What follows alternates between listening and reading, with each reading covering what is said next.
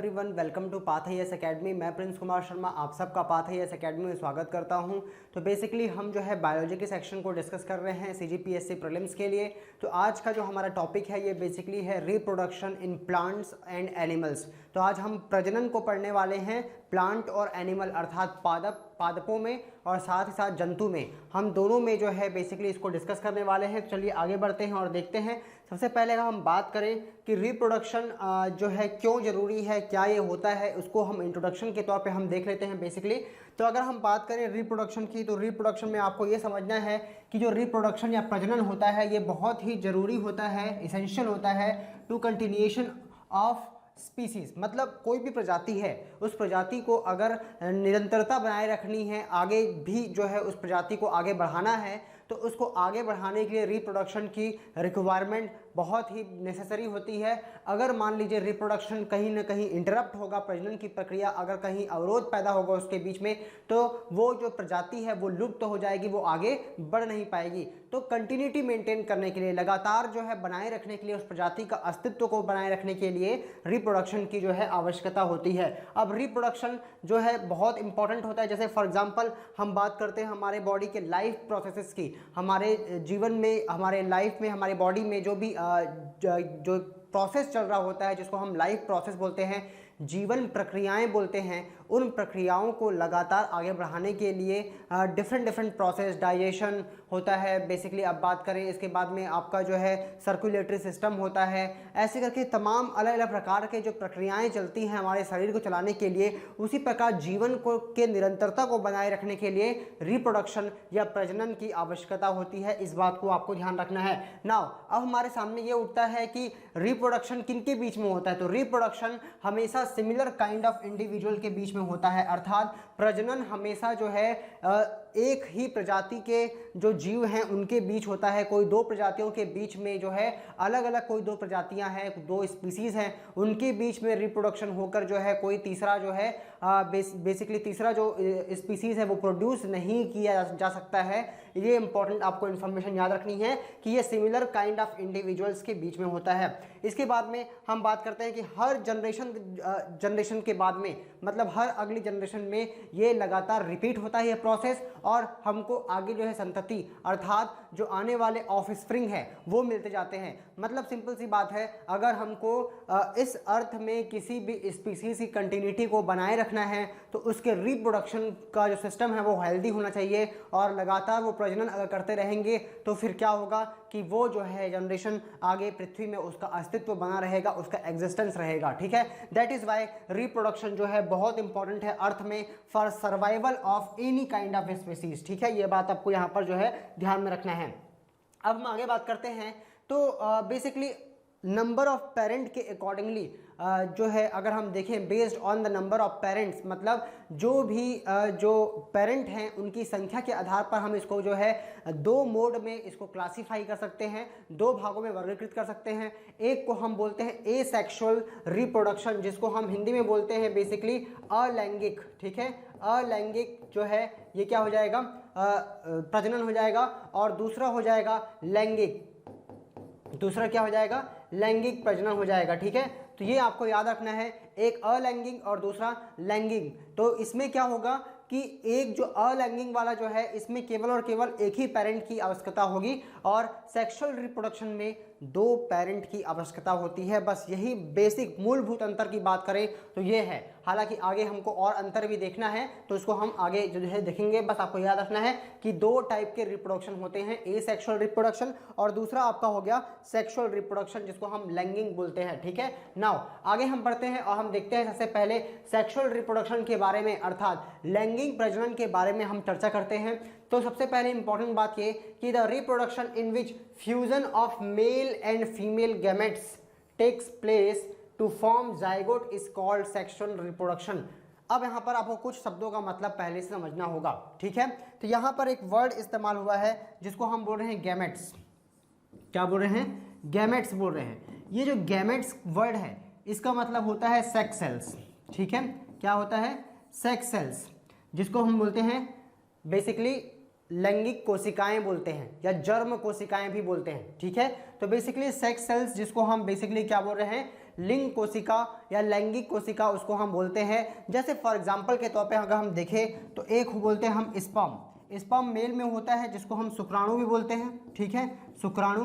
तो ये क्या है, मेल का गैमेट है। और इसी प्रकार से ओवा, ठीक है, ओवा जिसको हम एग भी बोलते हैं और अंडा भी बोलते हैं। तो ये जो है बेसिकली क्या होगा, गैमेट्स कहलाएगा। तो गैमेट्स मतलब सेक्स सेल्स, ठीक है, जिसको हम बेसिकली क्या बोल सकते हैं, लैंगिक कोशिका भी उसको हम बोल सकते हैं। और यही इसी की रिक्वायरमेंट होती है। और जब ये आपस में क्या होंगे, फ्यूज हो जाएंगे, आपस में इनका जब संलयन हो जाएगा, क्या हो जाएगा, संलयन, जिसको हम क्या बोल रहे हैं, फ्यूजन बोल रहे हैं। मतलब दोनों आपस में जब मिल जाएंगे तो ये बनाते हैं क्या, जाइगोट का निर्माण करते हैं, जाइगोट। तो ये प्रक्रिया जहां भी होगी, ये प्रक्रिया जहां भी होगी उसको हम किस नाम से जानेंगे, सेक्सुअल रिप्रोडक्शन के नाम से उसको हम बेसिकली जानते हैं, ठीक है। नाउ अब इंपॉर्टेंट बात ये कि जो स्पेशल रिप्रोडक्टिव सेल है, जो हम बात कर रहे थे, जो जनन कोशिकाएं हैं, देखो इसको हम सेक्स सेल्स भी बोलते हैं या उसको हम रिप्रोडक्टिव सेल्स भी बोलते हैं। हिंदी में इसको हम जनन कोशिकाएं भी बोलते हैं, ठीक है,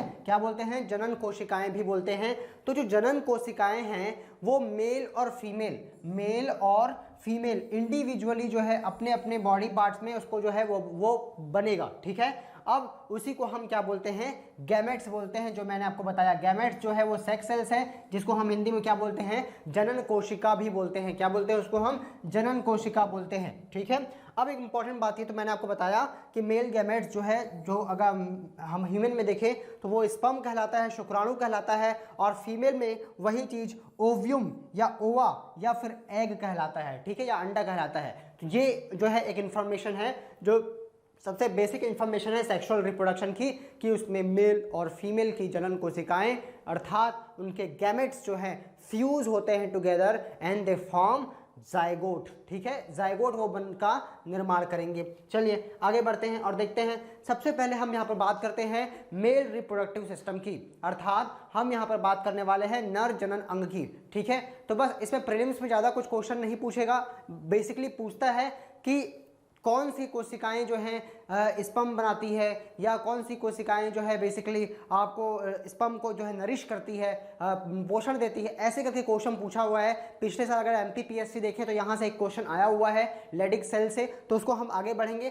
तो पहले जो है कुछ उसका बेसिक नाम देख लेते हैं, जो पार्ट्स हैं उसमें। तो सबसे इंपॉर्टेंट जो पार्ट है वो है बेसिकली क्या, वृषण, जो आप देख रहे हैं यहाँ पर, टेस्टिस, ठीक है। टेस्टिस प्राइमरी सेक्सुअल ऑर्गन है, प्राथमिक जो है जनन अंग। अगर हम बात करें नर में, मेल में, तो आपको याद रखना है टेस्टिस है, ये पेयर में होता है, ठीक है, और ये बॉडी के बाहर होता है। अगर मेल की बात करें तो मेल में जो उसका प्राइमरी सेक्सुअल ऑर्गन है ये बॉडी के बाहर होता है, जबकि फीमेल में उसका जो ओवरी है, अंडाशय है, वो बॉडी के अंदर होता है। क्यों ह्यूमन मेल में ये बाहर होता है, क्योंकि टेस्टिस को स्पर्म प्रोड्यूस करने के लिए, क्योंकि जो जनन कोशिकाएं हैं, गैमेट्स है, जिसको हम स्पर्म बोल रहे हैं, ये टेस्टिस में प्रोड्यूस होता है। और इसको प्रोड्यूस करने के लिए जो इसका टेम्परेचर है वो बॉडी से कंपैरेटिवली 2.5 से लेकर 2 से लेकर 2.5 डिग्री सेंटीग्रेड तक कम होना चाहिए, तब वो स्पर्म प्रोड्यूस कर पाएगा। दैट इज वाई ये एब्डोमिनल कैविटी से बाहर होता है, ठीक है। तो ये आपको याद रखना है कि टेस्टिस बाहर क्यों होता है, तो उसको स्पर्म जो है, जनन कोशिकाएं स्पर्म शुक्राणु का निर्माण करने के लिए 2 से लेकर 2.5 डिग्री सेंटीग्रेड तक लोअर टेम्परेचर चाहिए होता है बॉडी कंपैरिजन में, दैट इज वाई वो बाहर होता है, ठीक है। अब इंपॉर्टेंट बात ये, तो यहाँ पर आप टेस्टिस को देख रहे हैं। टेस्टिस में जो है बेसिकली अगर हम बात करें तो टेस्टिस में बहुत सारी जो है ट्यूबुलर कोशिकाएं होती हैं, जिसके अंदर में बेसिकली चैम्बर्स बने होते हैं। उन चैम्बर्स के अंदर में कुछ स्पेसिफिक सेल्स होते हैं जिसके द्वारा स्पर्म बनता है, उसको हम आगे देखेंगे। तो वो स्पर्म बनने के बाद में, उस स्पर्म के बनने के बाद में ये जो है रेटे टेस्टिस से होता हुआ ये आपका कहाँ जाएगा, देखिए सबसे पहले टेस्टिस में बनेगा, ये टेस्टिकुलर लोब्यूल्स आप देख रहे हैं, चैम्बर नलिका, इसमें वो बनेगा। इसके बाद कहाँ जाएगा, रेटे टेस्टिस में जाएगा। रेटे टेस्टिस से वासा इफ्रेंसिया में जाएगा। उसके बाद एपिडिडमिस में जाएगा, और उसके बाद फिर ये जो है कहाँ से जाएगा आपका, बेसिकली अगर हम बात करें तो उसके बाद यहाँ से होते हुए वास डिफरेंस से होते हुए आपका ये आगे बढ़ जाएगा, और यहाँ से जो है ये क्या हो जाएगा, पेनिस के जरिए वो बाहर निकल जाएगा। तो बोलने का मतलब ये पूरा प्रोसेस है जो उसका फ्लो का है। तो आपको याद रखना है क्या क्या हमने जो हिंदी इंग्लिश में देखा उसको हम देख लेते हैं। वृषण जो है बेसिकली, ठीक है, वो बेसिकली क्या होगा, रेटे टेस्टिस के द्वारा, रेटे वृषण के द्वारा वो जो है आगे जाएगा और शुक्रवाहिनी के द्वारा वो आगे जाते हुए जो है पूरा यहाँ से क्या होगा, स्खलित हो जाएगा, इजैकुलेट हो जाएगा, ठीक है। अब जब ये जाता है तो वो ट्रैवल जब करता है तो सबसे पहली बात इंपॉर्टेंट कि यहाँ पर क्या बन रहा है, यहाँ पर बन रहा है शुक्राणु। क्या बन रहा है, यहाँ पर शुक्राणु बन रहा है। लेकिन जो इजैकुलेट होगा उसको हम शुक्राणु नहीं बोलते, उसको हम सीमेन बोलते हैं। सीमेन मतलब वीर्य, उसको हम बोलते हैं। तो मतलब शुक्राणु में कुछ केमिकल्स और जो है मिक्स होंगे। तो वो क्या मिक्स होता है, तो बेसिकली आप देख रहे होंगे प्रोस्टेट ग्लैंड है यहाँ पर, ठीक है। इसके अलावा और भी यहाँ पर शुक्राशय आपको दिख रहा होगा। ये अलग अलग यहाँ पर ग्लैंड आपको दिख रहे हैं, जिसको हम बोल रहे हैं यहाँ पर क्या, सेमिनल वेसिकल और प्रोस्टेट ग्लैंड और बल्बोथल ग्लैंड, ऐसे कुछ अलग अलग ग्रंथियां हैं। ये ग्रंथियां कुछ केमिकल्स रिलीज करती हैं और ये केमिकल्स में फ्रुक्टोस होता है और कैल्शियम आयन होता है।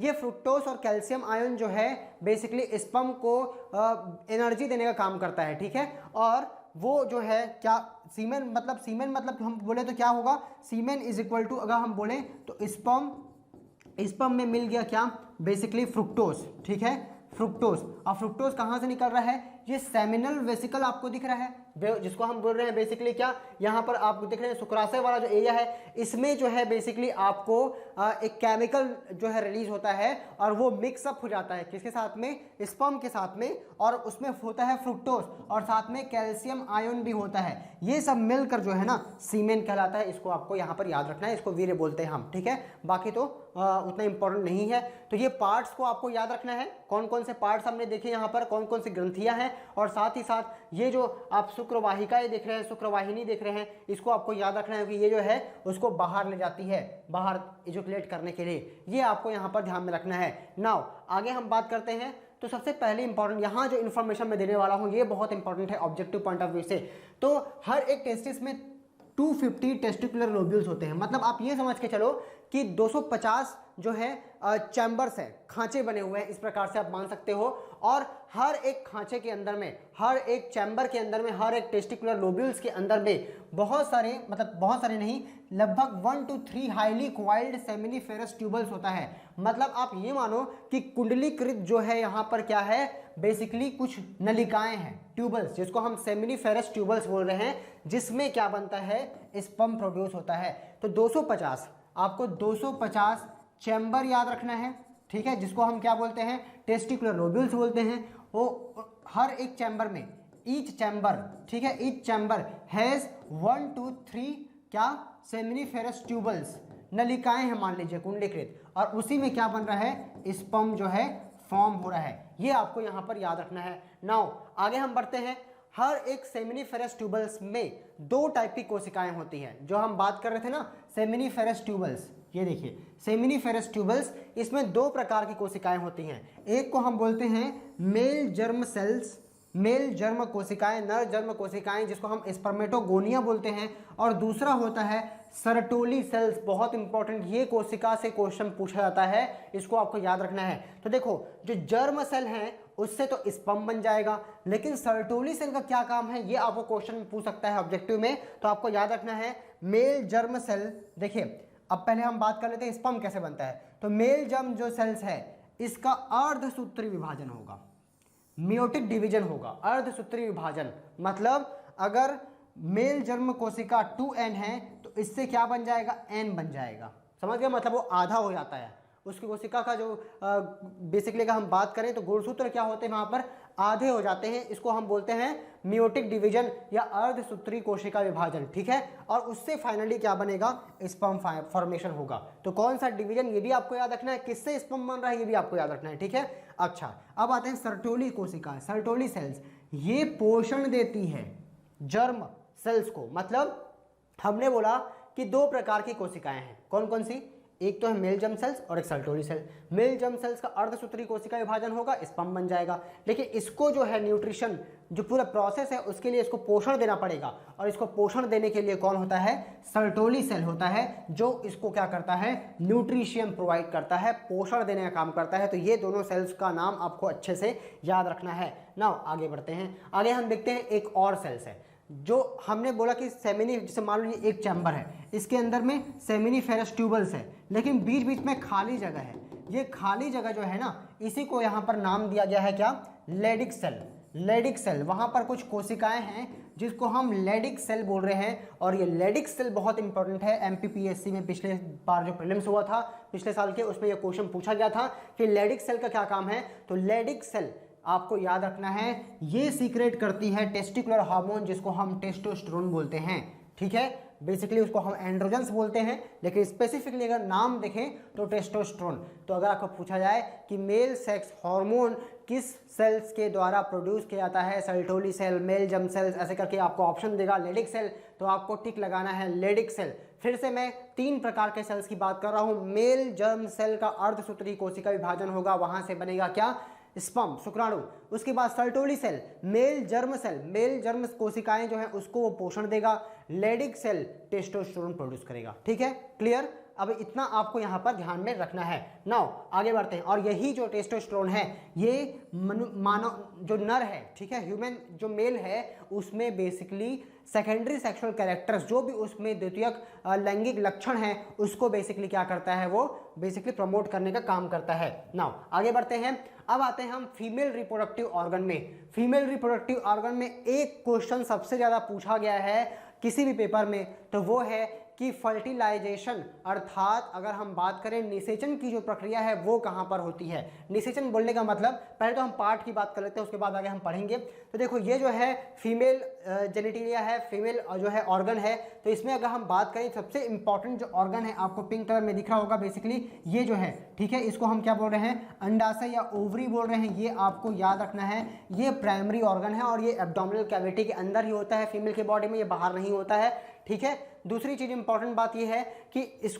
यहां से जो है क्या निकलेगा, यहां से निकलता है ओवा, अंडा निकलता है, और फिर ये फिंगर जैसे स्ट्रक्चर आपको फिम्ब्री दिख रहा है, ये इसको क्या करेगा, रिसीव कर लेगा। रिसीव करने के बाद ये जिस नलिका से यहाँ से पास होगा, इसी को हम क्या बोलते हैं, बेसिकली इसको हम बोलते हैं फेलोपियन ट्यूब। क्या बोलते हैं इसको हम, फेलोपियन ट्यूब या अंडवाहिनी भी बोलते हैं। तो आपको याद रखना है, हिंदी में इंग्लिश में दोनों में आपको फेलोपियन ट्यूब आपको यहाँ पर याद रखना है। ठीक है, तो फेलोपियन ट्यूब ही सबसे इंपॉर्टेंट पार्ट है, जहां पर क्या होगा, फेलोपियन ट्यूब में ही होता है फर्टिलाइजेशन।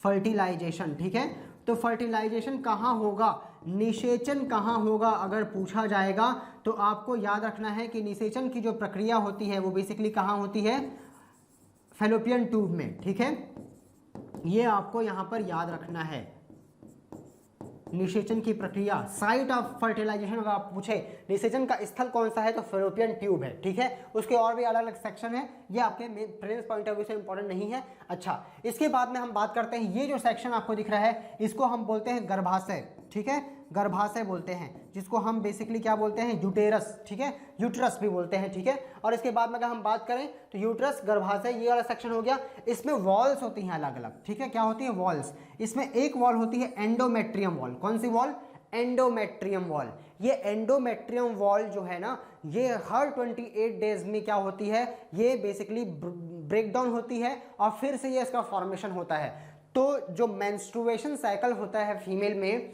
बेसिकली जब मेंस्ट्रुएशन साइकिल की शुरुआत होती है, इसका मतलब ये है कि वो फीमेल जो है अब रिप्रोडक्टिव एज में पहुंच चुकी है। और मेंस्ट्रुएशन में जो है मेंस्ट्रुएशन फ्लो, ये आपका जो है वजाइनल कैनल है, इस कैनल के जरिए जो है क्या होगा, बेसिकली ब्लड के फॉर्म में ये एंडोमेट्रियम वॉल ब्रेकडाउन होके बाहर निकलती है। अब इसी साइकिल को हमने क्या बोला, मेंस्ट्रुएशन साइकिल बोला। ये एंडोमेट्रियम वॉल क्यों बनती है और क्यों टूटती है, इसका बहुत इंपॉर्टेंट रोल है किसी भी फीमेल के रिप्रोडक्टिव एज को लेकर। तो ये जो वॉल है, ये जो है प्रेगनेंसी को स्टे कराने के लिए बहुत इंपॉर्टेंट इसका रोल होता है। अगर मान लीजिए यहाँ से ओवा रिलीज हो रहा है और वो ओवा रिलीज होने के बाद में स्पर्म से मिलकर यहाँ पर फर्टिलाइज हो गया, तो उसको कहाँ आना पड़ेगा, उसको आना पड़ेगा यूटेरस पे, गर्भाशय पे, और वहाँ पर इम्प्लांट होगा, तो वो उसी वॉल में इम्प्लांट होगा।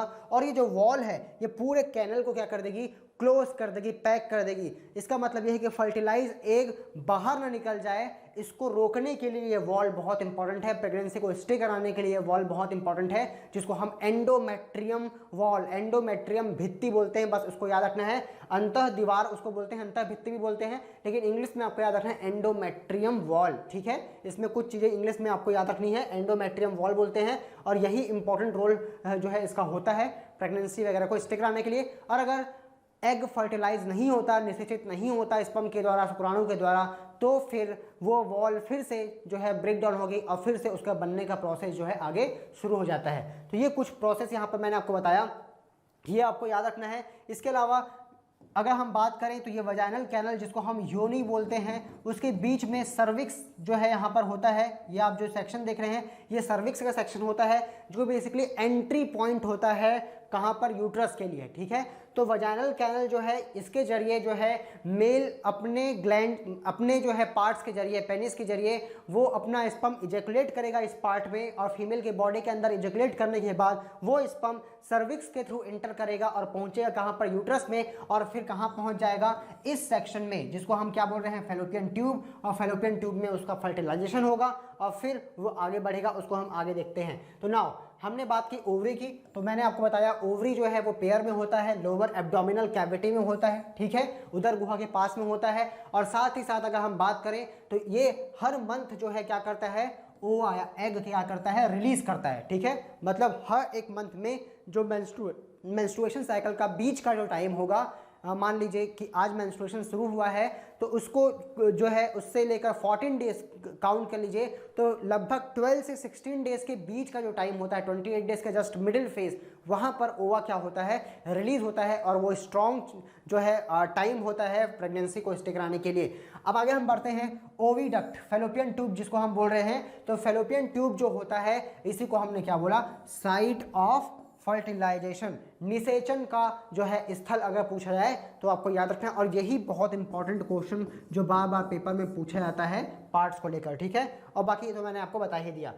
वजाइना को हम बेसिकली जो स्पर्म रिसीव करता है और जहाँ से बेसिकली बर्थ होगा चाइल्ड का, उसको हम क्या बोलेंगे, वजाइनल कैनल उसको हम बोलते हैं या वजाइना बोलते हैं, ठीक है। नाउ आगे हम बढ़ते हैं और देखते हैं कि फर्टिलाइजेशन कैसे होता है। फर्टिलाइजेशन बदलने का मतलब, ये आप देख रहे हैं स्पर्म के 3 सेक्शन होते हैं। अगर हम स्पर्म का डायग्राम बनाएं तो स्पर्म बेसिकली उसके 3 सेक्शन होते हैं। एक होता है उसका हेड, और उसके बाद उसका सेकंड सेक्शन होता है उसका नेक, उसकी गर्दन बोल सकते हो आप, और उसका होता है टेल, ठीक है। तो सिर, पूंछ और गर्दन, ऐसा आप बोल सकते हो। हेड में जो है उसका इंपॉर्टेंट जो है बेसिकली क्या होता है, न्यूक्लियस होता है, जेनेटिक मटेरियल होता है। उसके बाद में नेक में उसका माइटोकॉन्ड्रिया होता है, जो क्या करेगा, उसको एनर्जी बना कर देगा, एटीपी बना कर देगा, और टेल उसको आगे बढ़ने में मदद करता है। ये तो हो गया स्पर्म के बारे में। और ये आपको दिख रहा है ये ओवा।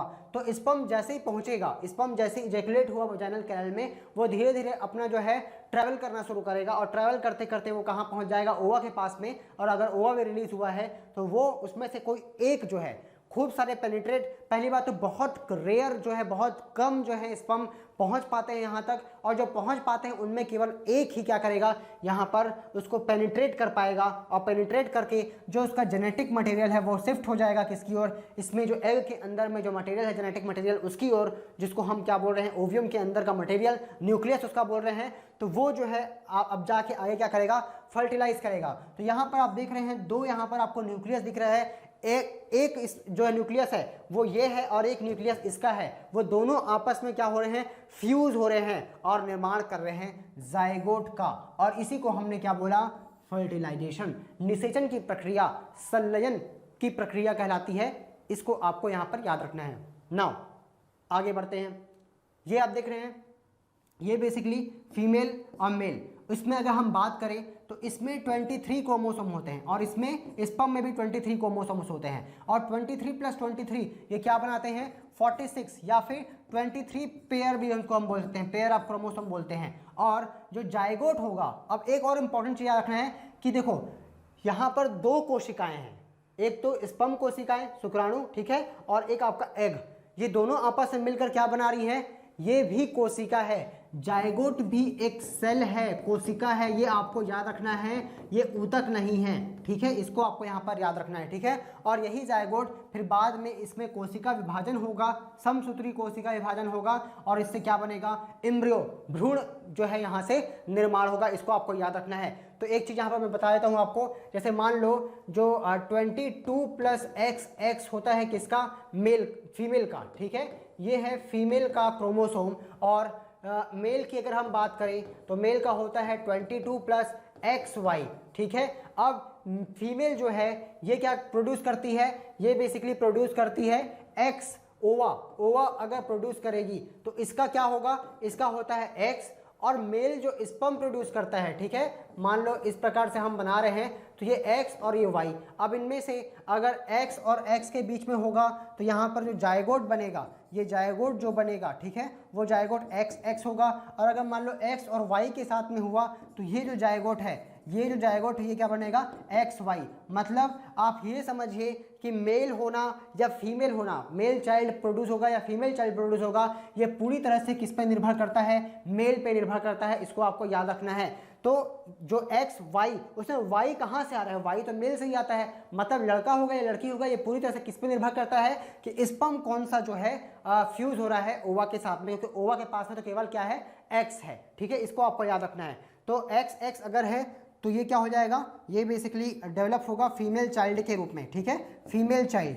और अगर हम बात करें जायगोट अगर XY है तो ये जो है बेसिकली डेवलप होगा किसके रूप में, मेल चाइल्ड के रूप में जो है क्या होगा, डेवलप होगा, ठीक है। ये आपको यहाँ पर ध्यान में रखना है। और मैंने आपको बताया कि जायगोट एक यूनिसेलुलर जो है बेसिकली सेल है, या एक कोशिकी जो है मतलब एक सेल है, टिश्यू नहीं है, ये बस आपको याद रखना है। नाउ आगे बढ़ते हैं। देखिए जब फर्टिलाइजेशन जब होता है तो फर्टिलाइजेशन होने के बाद में जैसे पहले ओवा जो है यहाँ से रिलीज हुआ, ये आप ओवरी देख रहे हैं, ओवरी से ओवा रिलीज हुआ, ओवा रिलीज होने के बाद में यहाँ पर क्या हुआ, फर्टिलाइजेशन, निषेचन हुआ, निषेचन होने के बाद में ये धीरे धीरे आगे बढ़ रहा है और यहाँ पर जाके क्या होगा, इम्प्लांट होगा। तो अब इम्पॉर्टेंट बात ये कि जैसे जैसे निषेचन हुआ, निषेचन होने के बाद में इसका अंदर से जो है विभाजन शुरू होता है। यहाँ आप देख रहे हैं 2 अंदर बन रहा है, फिर 4 बन रहा है, फिर 8 बनता है, फिर 16 बनेगा, फिर 32। तो ये जो बन रहा है इसको हम बोलते हैं, यहाँ देख रहे हो आप मरूला बोल रहे हैं इससे फेस को, और लास्ट में उसको बोलते हैं ब्लास्टोसिस्ट। जो लास्ट में जो इम्प्लांट होता है, जिसका प्रत्यारोपण होता है किसमें, यूट्रस में, उसको हम ब्लास्टोसिस्ट बोलते हैं। हालांकि ये उतना इंपॉर्टेंट प्रीलिम्स के नहीं है, ये पूरा प्रक्रिया मेंस में हम लोग डिटेल में समझते हैं, मेंस्ट्रुएशन साइकिल को डिटेल में समझते हैं, जहां पर से क्वेश्चन मेंस में डिटेल में पूछा जाता है। प्रीलिम्स के पॉइंट ऑफ व्यू से जो इंपॉर्टेंट था मैंने आपको ऑलरेडी कवर कराई दिया है। आगे हम बढ़ते हैं और देखते हैं। तो अब हम बात करते हैं टेस्ट ट्यूब बेबी के बारे में, ठीक है। देखिए मान लीजिए किसी फीमेल में जो है, अगर हम बात करें उसका ओविडक्ट ब्लॉक्ड हो गया है या किसी कारणवश जो है स्पर्म पहुंच नहीं पा रहा है ओवा के पास तक, इस स्थिति में क्या होगा, इस स्थिति में होगा ये कि फर्टिलाइजेशन नहीं हो पाएगा, निषेचन की प्रक्रिया नहीं हो पाएगी।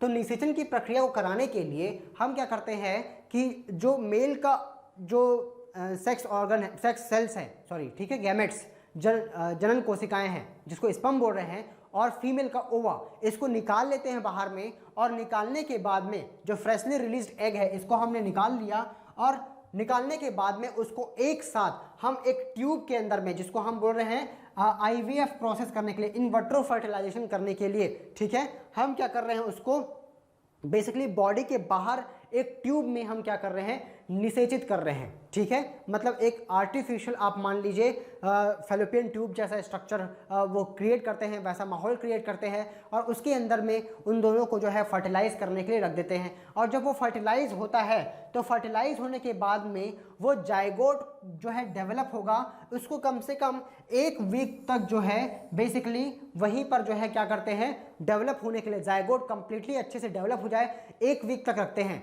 लेकिन इसका मतलब ये नहीं है कि टेस्ट ट्यूब में ही जो है बेबी को प्रोड्यूस कर दिया जाएगा, नहीं, उसको क्या करेंगे, जो जायगोट प्रोड्यूस हुआ उस जायगोट को फीमेल की बॉडी के अंदर क्या कर देंगे, आप अंतररोपित कर देंगे उनके यूट्रस में, गर्भाशय में, और फिर वही जो है बेबी के रूप में डेवलप होकर बॉर्न होगा आफ्टर 9 मंथ। इसी को हम क्या बोलते हैं, टेस्ट ट्यूब बेबीज बोलते हैं। तो टेस्ट ट्यूब बेबी मतलब टेस्ट ट्यूब से पैदा नहीं होता है, वो उसका जो फर्टिलाइजेशन होता है इनिशियल जाइगोट बनाने के लिए, वो बेसिकली टेस्ट ट्यूब में किया जाता है। बाकी प्रक्रिया तो फीमेल के बॉडी के अंदर यूट्रस में ही होती है, इसको आपको ध्यान रखना है। इसी प्रोसेस को हम IVF बोलते हैं, इन वर्ट्रो फर्टिलाइजेशन बोलते हैं, या फिर टेस्ट ट्यूब बेबी बोलते हैं। इसको आपको यहाँ पर ध्यान में रखना है, ठीक है। तो आगे हम देखते हैं। देखो फर्टिलाइजेशन, निषेचन दो प्रकार के होते हैं, इंटरनल और एक्सटर्नल। देखो अगर फीमेल के शरीर के अंदर में निषेचन की प्रक्रिया हो रही तो उसको इंटरनल बोलेंगे, आंतरिक बोलेंगे, ठीक है। और बाह्य निषेचन, एक्सटर्नल फर्टिलाइजेशन, जब बॉडी के बाहर हो फर्टिलाइजेशन। तो ह्यूमन में या जो भी मैमल्स हैं, एनिमल्स हैं, काऊ हो गया, डॉग्स हो गए, इनमें बॉडी के अंदर में फर्टिलाइजेशन होता है। लेकिन कुछ ऐसे जीव हैं जिनमें बाहर होता है, जैसे फॉर एग्जांपल जलीय जीव, एक्वस जो जैसे मछलियां हो गई या फिर फ्रॉक्स हो गए। ये फ्रॉक्स क्या करते हैं, मेल और फीमेल दोनों अपनी कोशिकाएं बॉडी से बाहर रिलीज कर देते हैं, ठीक है, और बाहर उनका फर्टिलाइजेशन होता है। मतलब जो निषेचन की प्रक्रिया है मेल गैमेट्स और फीमेल गैमेट्स के बीच में, नर जनन कोशिकाएं और मादा जनन कोशिकाओं के बीच में जो फ्यूजन होना है, संलयन होना है, ये शरीर के बाहर होता है फीमेल के। तो उसको हम क्या बोलते हैं, एक्सटर्नल फर्टिलाइजेशन बोलते हैं। इसको आपको याद रखना है, ठीक है। तो मैंने आपको बता दिया, अगर बॉडी के अंदर हो रहा है, जैसे काऊ, वीमेन्स, डॉग, हैंस, इन सब में अंदर होता है तो इसको हम इंटरनल फर्टिलाइजेशन बोलते हैं, ठीक है। इसके बाद में जिसमें बाहर होता है, तो फ्रॉग का एग्जांपल इसमें ले सकते हैं। फ्रॉग में क्या होता है, बाहर होता है। जनरली जलीय जीव जो होते हैं उनमें बाहर ही जो है क्या होता है, निषेचन की प्रक्रिया होती है। ये आपको यहाँ पर ध्यान में रखना है। आगे हम बात करते हैं, एक और इंपॉर्टेंट चीज यहाँ से पूछा जाता है, विविपोरस और ओविपोरस, ठीक है। अंड प्रजक और शिशु प्रजक जीव के बीच में क्या अंतर है। तो सबसे पहले हम बात करते हैं विविपेरस एनिमल, शिशु प्रजक। विविपेरस का मतलब क्या होता है, हिंदी में शिशु प्रजक होता है। मतलब जो अपने जैसे को ही जन्म देते हैं उसको हम क्या बोलते हैं, शिशु प्रजक। मतलब जो अंडे नहीं देते, जो सीधे जो है चाइल्ड जो है बर्थ करते हैं, उसको हम क्या बोलते हैं, जो यंग वंस को प्रोड्यूस करते हैं, बर्थ देते हैं, उसको हम क्या बोलेंगे, हाँ विविपेरस, सॉरी, है ना, विविपेरस शिशु प्रजक। और जो बेसिकली एग ले करते हैं, अंडे देते हैं, उनको हम क्या बोलते हैं, ओविपेरस या फिर अंड प्रजक जीव बोलते हैं। ये थोड़ा सा डिफरेंस आपको यहाँ पर याद रखना है। ओविपेरस अंडे देने वाले जीव और विविपेरस शिशु प्रजक जो शिशु को जन्म देते हैं, एक यंग वंस को, चाइल्ड को डायरेक्टली प्रोड्यूस करते हैं। जैसे हम ह्यूमन की बात कर लें या डॉग्स की बात कर लें या काउस की बात कर लें, ये सीधे बच्चों को जन्म देते हैं। जबकि जैसे मुर्गी हैं, हेन्स हो गए, फ्रॉग हो गए, ठीक है, ये बेसिकली क्या देते हैं, एग रिलीज करते हैं। तो ये आपको यहाँ पर ध्यान में रखना है। हालांकि हेन में फर्टिलाइजेशन इंटरनल होता है, एग अंदर ही प्रोड्यूस होता है, लेकिन जो एग है वो हेन जो है बाहर निकाल देती है। उसके बाद उससे जो है क्या होता है, जो उसके बच्चे हैं, चिकन्स जो हैं, वो जो है वहाँ से बाहर निकलेंगे। तो इसको यहाँ पर आपको ध्यान में रखना है, ठीक है। तो यहाँ तक हमने जो है बेसिकली कंप्लीट कर लिया है एनिमल में रिप्रोडक्शन के बारे में। अगली जो है वीडियो में हम प्लांट को कवर करेंगे, और प्लांट में सेक्सुअल और एसेक्सुअल, और साथ में एसेक्सुअल अर्थात अलैंगिक जीवों में भी कैसे होता है उसको भी हम साथ ही साथ वहाँ पर कवर करेंगे। तो अगले वीडियो में हम डिस्कस करेंगे किसके बारे में, प्लांट के रिप्रोडक्शन के बारे में, उसके फ्लावर के बारे में, उसके स्ट्रक्चर के बारे में, और किस प्रकार से वो प्रक्रिया प्लांट में होती है, हमने उसको जो है कवर करना है। अच्छा, जो अभी तक मैंने बताया है, अगर आप इतना कर लेते हैं, कोशिकाओं के बारे में, पार्ट्स के बारे में अगर आपको ध्यान रहेगा, तो आसानी से प्रीलिम्स में अगर इससे क्वेश्चन आते हैं तो आप आसानी से लगा लेंगे। तो अभी के लिए इतना ही, थैंक यू।